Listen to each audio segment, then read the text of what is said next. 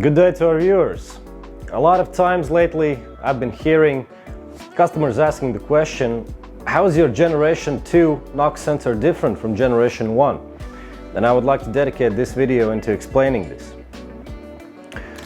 Aside from all the business improvements that we have done to our NOx sensors, then the physical product itself now has an updated head cap design. It features different hole configuration on the sensor heads to aid the circulation of gas as well as protection against debris, against water ingress, and against contamination with dust. Now what this does in effect is it not only protects the sensor in a much better way, but it also increases the accuracy and sensor longevity as a result of all the protection.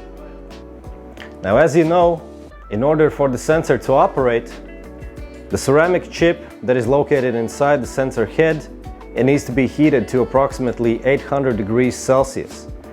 Now, to accomplish that, there is a heater circuit printed inside the ceramic chip and a heater control circuit located here under the backside cover of the interface module.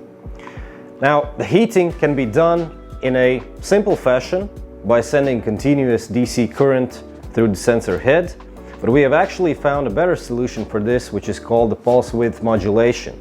Instead of sending continuous DC current through the sensor heads, we are right now sending short bursts of DC current, creating also alternating moments of silence that we can use to do the measuring. In effect, what this does is that pulse width modulation allows us to create a moment of electrical silence that we can utilize to do the measurement, which essentially translates into a more accurate measurement. So it does very much the same thing as our updated sensor cover in a different fashion. Now, the third improvement that we have done to the sensor, which is probably the most important one, concerns the programming that goes on behind the backside cover here. There's a computer inside that is relaying the signal from sensor heads to the ECU according to a standardized protocol. And sometimes, as a result of software update, this communication can be interrupted.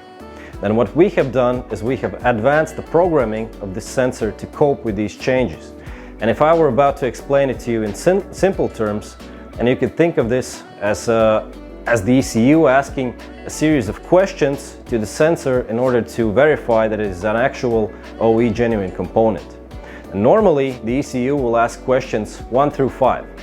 But when a software update occurs, it can sometimes start to ask questions 6 through 10, 10 through 15, 15 to 20, and so on and so forth. And what we have done is we have incorporated the answers to all 40 questions that come preloaded in the ECU, so that no matter what software update and what questions the truck is asking, the sensor always knows the correct answer, and so it ensures a safe and reliable operation. So if you now have a question about how our Generation 2 sensors are different from Generation 1, you can remember, number 1, improved head cap design, number 2, smarter heating strategy, and number 3, more advanced programming. So, hope you find this information useful. See you next time.